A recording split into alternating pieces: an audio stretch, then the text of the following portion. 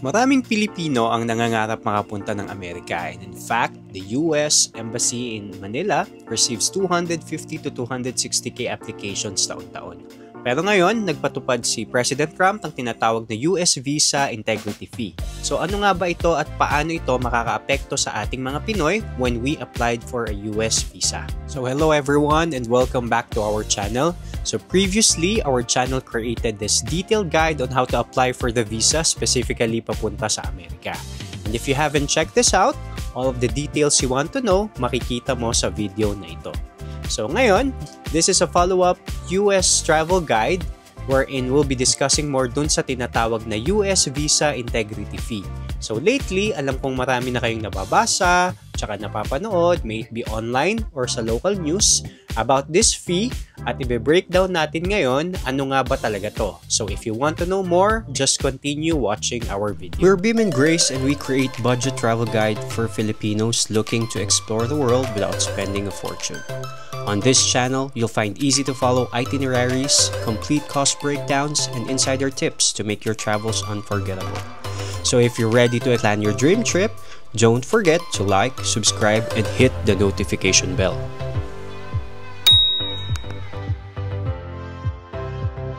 If you're planning to travel to the US soon, this is the most important travel update for you. So may bago pong fee na tinatawag na Visa Integrity Fee at tayong mga Pinoy are affected by this. So dito sa video na ito, we'll break down and explain everything in detail. So hahatiin natin sa 5 parts. First, ano itong Visa Integrity Fee? Pangalawa, magkano na ang US visa if this is implemented? Pangatlo, sino ang maaapektuhan? Pang-apat, kailan ito possibly mag-start? At ang huli is ano ang pwede mong gawin ngayon para hindi ka pa maapektuhan nitong integrity fee na ito. So question number 1, ano nga ba ang Visa Integrity Fee? So nung July 2025, inapprove ng US Congress ang Visa Integrity Fee Bill na part ng One Big Beautiful Bill Act na mag-a-add ng $250 sa mga non-immigrant visa applicants from countries that are not part of the visa waiver program. So while this fee became law over a month ago, yung detalye ng implementation nito remains unclear, which actually creates uncertainty for businesses and visa applicants planning for the months ahead. So, next question, ano-ano nga bang countries ang part at hindi part ng visa waiver program?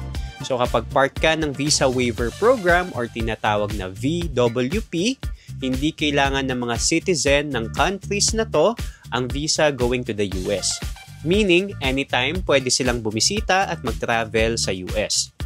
Some of these countries are Japan, France, Italy, Switzerland, Singapore, and New Zealand, to name a few. So in short, etong mga countries na ito, hindi nakikita yung threat na maging illegal immigrant sila and mababa ang visa overstay rates here.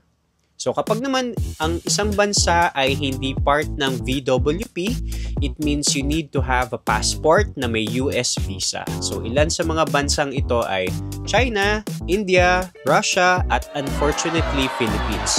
So kasali tayo sa mga nationalities na need mag-apply muna ng US visa para makapasok ng Amerika. And with that, once na napatupad na yung bill, you need to pay for the US visa application fee plus the Visa Integrity Fee.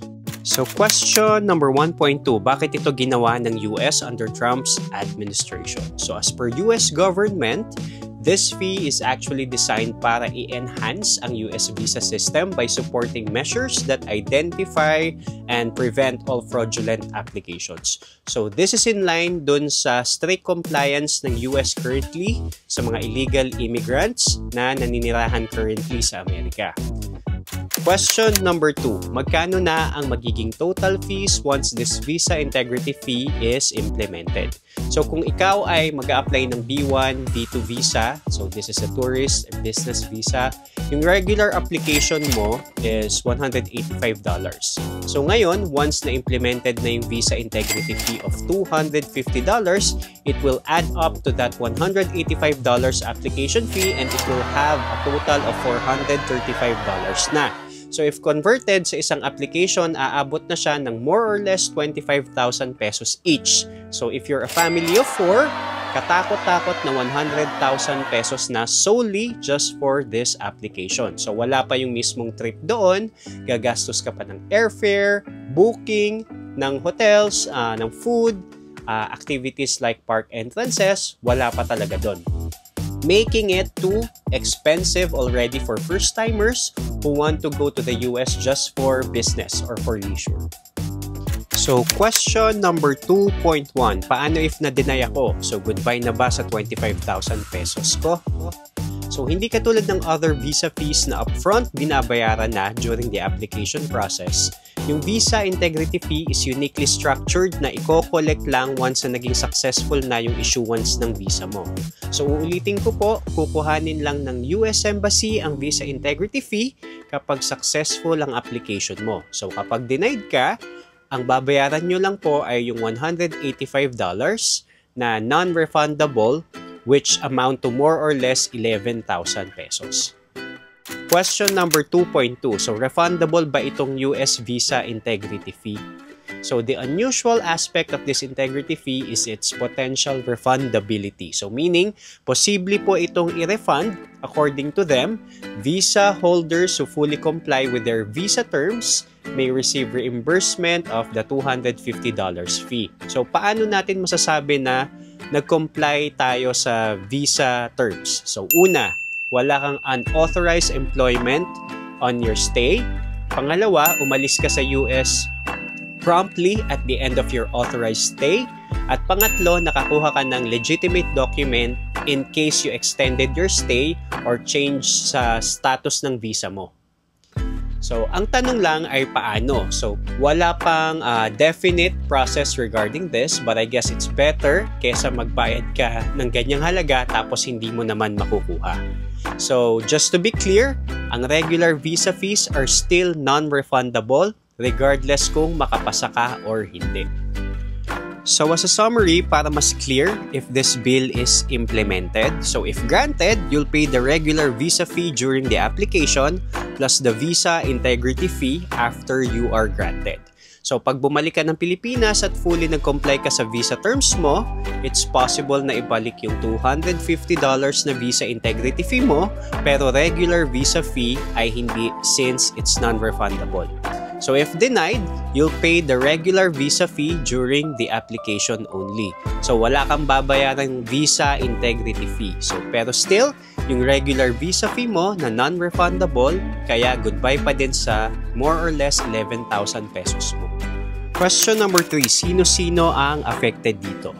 So once na finalize na ang implementation date of this visa integrity fee, from that date, lahat ng Filipino-US visa applicants magbabayad na ng $435, which is more or less 25,000 pesos. So question number 3.1, paano if meron naman akong valid na US visa na? So good news po na if you have valid visas already, you don't need to pay for US visa integrity fee anymore. So don't worry. Question number 3.2. Paano naman if for renewal ng US visa ko? Kasama pa din ba ako sa magbabayad ng US integrity fee? So unfortunately, yes, required na magbayad ng US integrity fee and it will be the same for both new and for renewal if applied na ang bill. So in summary, parehas new applicants and applicants for renewal, susunod na dito sa process na ito moving forward. So for all existing visa holders, hindi po kayo kasali, pero once na magre-renew na tayo, mag-a-apply na po ulit yung visa integrity fee. So question number 4, kailan ba mai-implement itong bill na ito? So honestly, it's still unclear when. What we know is since pumasa na itong bill regarding paying for additional fee, anytime pwede na siya mag-apply. So though uncertain, maraming nagsasabi na maaari nilang i-implement ito by October 2025 as this aligns with the start of the government's fiscal year. So stay tuned lang tayo kasi for the upcoming days, they will release a final and official statement from the US. So according to the US government, it really requires cross-agency coordination bago talaga nila fully i-implement. So question number 5, ano ang pwede mong gawin ngayon para hindi ka pa maapektuhan nitong integrity fee na ito? So ngayon, alam kong parehas tayo ng iniisip hanggat hindi pa final itong bill or act na ito. If you are really planning to go to the US soon, grab this opportunity to start applying na for your US visa. So but note that, since nangyari ang approval na ito last July 4, we're not yet really sure kung retroactive yung application. Meaning, hindi pa rin clear whether the fee will apply to visas issued after July 4, 2025 or only after formal implementation. So, pero better gumawa pa din tayo ng action if talagang gusto nyo or plano nyo na pumunta talaga ng US. Kasi if wala ka pang visa, this is the best time to do that. So with this again, we created a travel guide focused on the complete application process of getting your US visa ngayong taon. All of the processes, the interview questions, requirements needed are completely there. So this video will be really helpful for you guys on your US visa application journey. So that is everything that we can share with you regarding this new bill affecting all Filipinos who want to travel US soon. So what are your thoughts about this? So do you really agree? So if you have questions or clarifications or special cases not discussed in this video, you may always post your comments here in this video and we will answer you as soon as we can. So thank you guys for watching and see you on our next videos.